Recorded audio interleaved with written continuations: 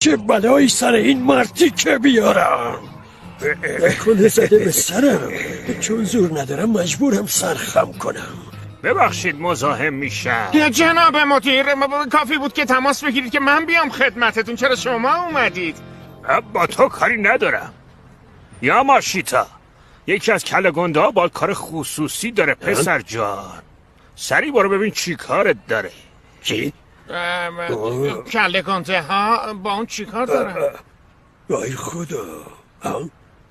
دوباره چه گندی بالا آوردی؟ جانم؟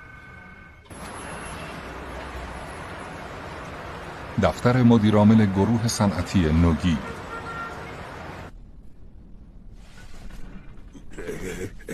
ممنونم که اومدین. ببخشید که در ساعت کاری مزاحمتون شدم. هیچ اشکالی نداره قربان.